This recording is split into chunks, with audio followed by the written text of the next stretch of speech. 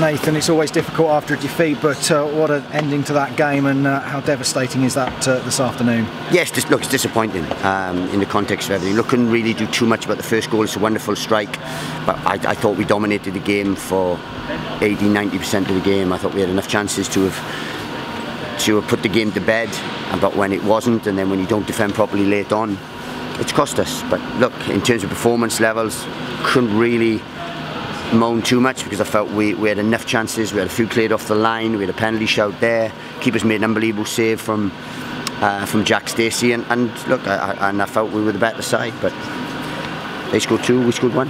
That's the fact. I mean, you spoke about that goal in the first half. I mean, it was a strike from outside the area. You feel that perhaps the defence could have done better to stop the opportunity, but albeit a terrific finish. I felt we could have done, yeah, look, there's a few balls up in the air which we could have been stronger on, and we weren't. We were weak, and that was the problem really. But in terms of an overall performance, look, I thought we were better. I thought it was a good performance, but we've got to score. And, you know, in games here we've been clinical where we've had 7s and 8s, and we weren't clinical today in terms of that level. But hey, it's football, and we've got to dust ourselves down, and we've got to make sure we go again. And credit to Accrington, they came as an away side, and they defended sternly, took their chances that they had, and that's the change. Yeah, Elliot Lee had an opportunity to come in to replace the suspended James Collins, and he took that chance in the second half with a cool finish. But what a move! I mean, I think 2 players involved, Steck rolling it out to Stacey, and then the assist of the season there from Jack with the crossfield ball. Yeah, look, we're pleased with the goal, we're pleased with what we created. It's just we lacked that clinical edge, and look, it'd be a different story if they hadn't scored that. I'd be coming up and saying, look, we were very unlucky to have drawn that game, but we still would have been top of the league, and so on. It's a bitter blow. It's a real bitter blow to have to suffer, but that's football, you know. And it's happened to us in recent weeks, you know, in terms of conceding late goals, and we've got to make sure we eradicate that, because it's happened to Stevenage, it happened last week, and things. And it could be such a different story, but look, it may be a little reality check that we need, because we've been top of the league for 4 months, we've been cruising, we've had a gap, we've been playing some wonderful football. Now we've got to make sure that we dig in and see this through. I was going to mention the reality check. I mean, do you feel that really may be something? Because obviously Accrington have been on a great long run since the calendar year. That's going to come to an end at some point, and it's an opportunity with the difficult games they've got that we need to get straight back on it and pick up a few wins in a row and put the pressure back on. Yeah, but it's not about Accrington, it's about us, you know. And as I said, everything was in our hands and things, to be fair. But if we win our games, you know, as we said, if we win our games, then no one can do anything, and that's what we didn't do today. And a credit to them. But look, in terms of performance, I thought at times we were very good, and I thought we deserved far more from the game. It's just we didn't get that.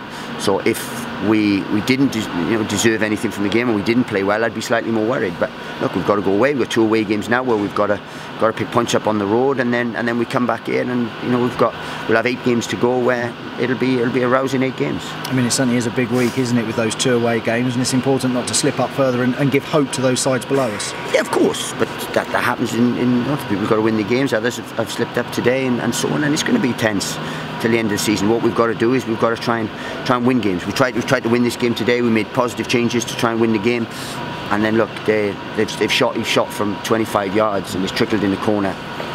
We'll have a look at it and see if we could do anything better, but you know, we've had far better chances than they've had today, and their goal lived a far more charmed life than ours today.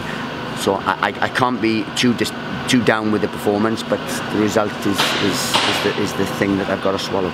You mentioned one of the changes, obviously Elliot coming in for James, but Andrew Shinney back in the side to replace the injured Lawson Diath, and I thought he had a good game. Yeah, look, Shins has been good at home when we've played at home, and he's a fluent footballer, and I think he's been excellent at home. And that's why, you know, we brought him back in. We went with people that have done very well for us at home with the system and everything. And I said I couldn't. The goal put a false gloss on it, because I think we'd been dominant first half. We really had been dominant. I can't remember them having too many opportunities. Maybe the odd shot now from outside the box, but I think that's all they had. You know, and these are a side that's winning games, winning games. But with us, I felt we were better than them on the day. But credit to them, they've won the game, and and they'd be delighted with that. And a little bit of luck going against us, as you mentioned. Dan Potts, a couple of headers cleared off the line, and Danny's header flashing across the face, a goal in the second half as well. Yeah, and Jack Stacey's had a chance where he's put fire. We felt he should have had a penalty first half. We've had a lot of opportunities. We've been in and around their box so much, and we just couldn't find that second goal. If we find the second goal, it might have been slightly different, and that's what, if we do that, then we tend to go on and win games. But that's what we didn't do today. And look, it was, still should have seen the game out and drawn 1-1, and we'd have been slightly happier. But it's one of those things. Talking of goals, I mean, that is, other Crawley aside, it has been one of the struggles in recent weeks, hasn't it, to get the dominant score lines and to be more comfortable with the lead. Yeah, it has been, in terms of doing that. But you've got, it's not always going to be 7s and 8s. You've got to grind out results, and that's what we haven't done. We haven't kept the clean sheets that we have. We've kept 15 clean sheets, but we haven't kept one in about 5 or 6 games now. And that's the thing. If we keep a clean sheet, we always score. It'll take a very good side to stop us scoring. So that's the only thing. But look, we've got to make sure that we dust ourselves down. We've got to make sure we go again, and we can't be too down, because they come thick and fast. And as I said, lots can change in a week. So let's make sure that we're positive. Make sure that we're ready for Tuesday, and we go again. Focus certainly on Tuesday now. We hope it's a positive interview after that game at the Rico with you, Nathan. Thank you. Cheers. Thanks a lot. What do you make of Accrington's tactics? They sort of clearly come out to spoil the game from quite early, it seems. Well, most teams do that when they come here and things, and that shows that they have a respect for us, in terms of they're flying, they're the form team of the league, and if they come here to slow the game down and to spoil it, then that shows that we're doing something right. But we can't affect what other people do, and we can't. Look, there's a lot of things I could say about the referee at times. I mean, we were clean in at their back four, and he pulled it back and booked the player, and then did exactly the same for them and let them play on, and they got a corner from it. And that's a frustrating thing. That's what I can't understand. But we've got to make sure. Look, we had enough chances to win that game, and we didn't. So we can be sour grapes, and I can bemoan so many referees, and I can bemoan certain things. But with the chances we had, we needed to score second. And if we'd scored a second, I'm sure it would have been different.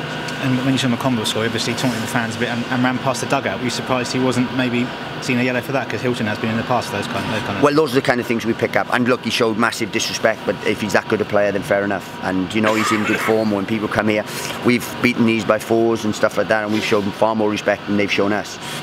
But I don't expect anything different, so I wouldn't worry about that, to be honest. And Sean, if that's what Sean wants to be like, then fine, that's fine.